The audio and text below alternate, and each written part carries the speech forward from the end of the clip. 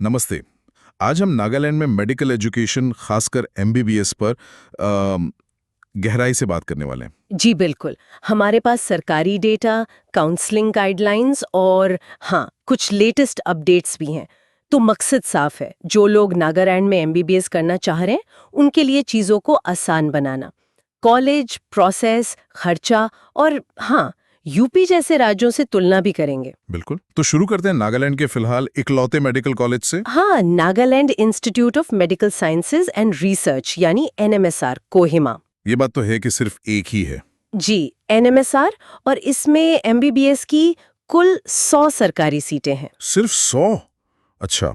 और ये बंटी कैसे हैं, मतलब एआईक्यू और स्टेट कोटा? हाँ, वही स्टैंडर्ड तरीका।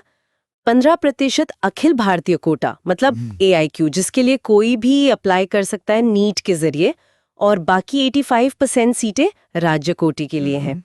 समझ गया।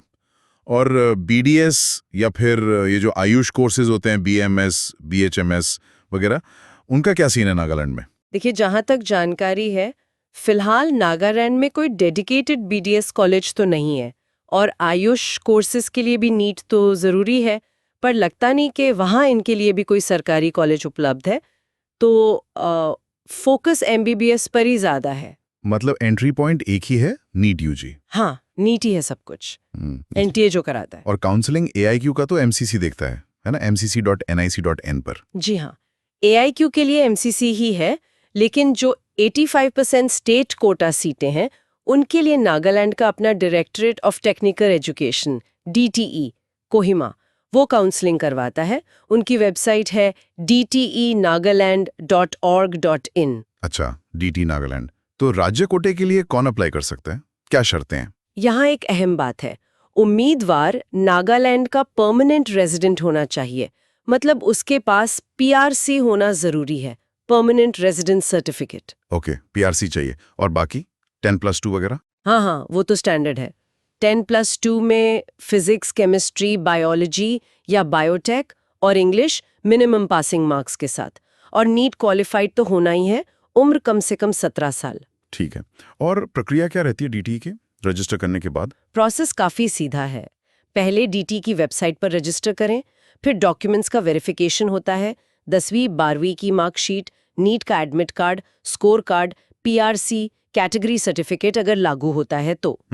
उसके बाद एक मेरिट लिस्ट जारी होती है, फिर चॉइस फिलिंग होती है, हालांकि यहाँ तो निमसार ही है ऑप्शन, फिर चॉइस लॉक करते हैं। ओके।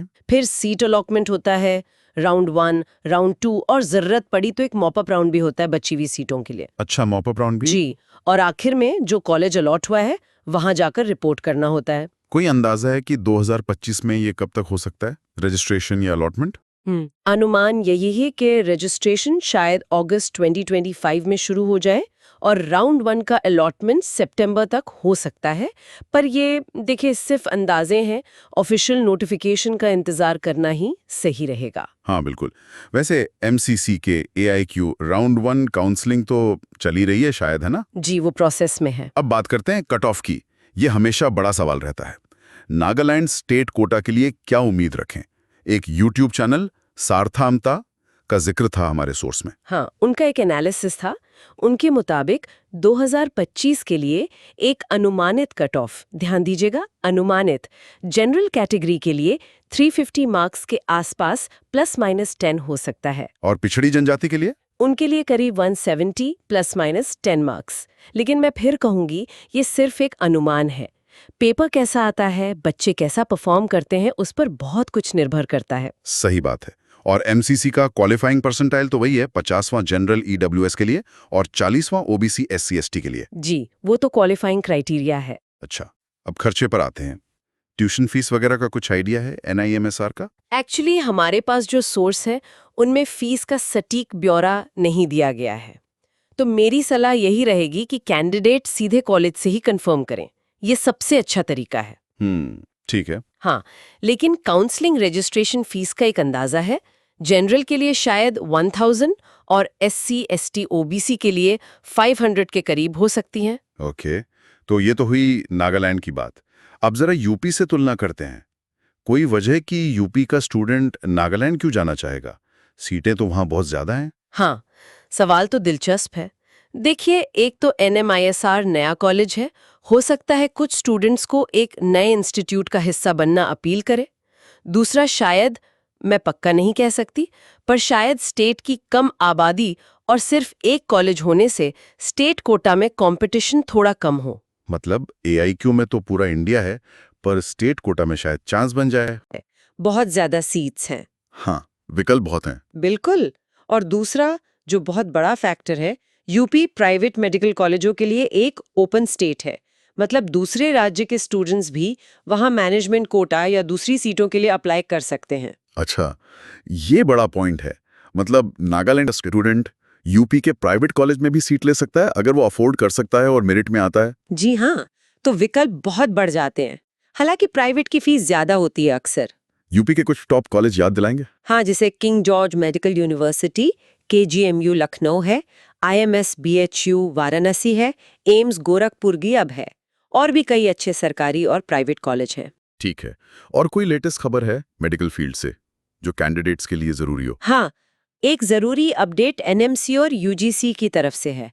उन्होंने सभी मेडिकल कॉलेजों को निर्देश दिया है कि 12 अगस्त को एंटी रैगिंग दिवस मनाया जाए। ओह, ये तो बहुत अच्छा कदम है।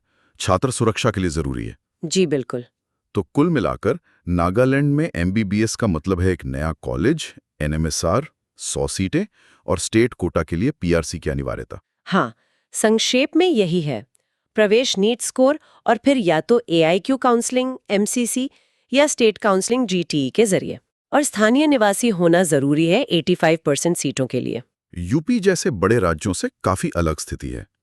अपनी चुनौतियां हैं, अपने अवसर हैं। बिल्कुल। यहाँ एक सवाल मन में आता है, जैसे जैसे NMSR और डेवलप होगा, क्या ये पूरे नॉर्थ ईस्ट के लिए मेडिकल एजुकेशन का एक बड़ा हब बन सकता है? ये वाकई एक दिलचस्प सवाल है। पोटेंशियल तो है। और क्या इससे स्टूडेंट्स का एक राज्य से दूसरे राज्य जाने का जो ट्रेंड है, उसमें कोई बदलाव देखने को मिलेगा? ये भविष्य की बात है। देखना होगा कि निमसार कैसे ग्रो करता है और रीजन में और क्या डेवलपमेंट्स होती हैं। सही कहा। चलिए, आज के लिए इतना ही। अगली बार फिर मिलेंगे एक और विषय पर ऐसी ही बातचीत के साथ। धन्यवाद। धन्यवाद।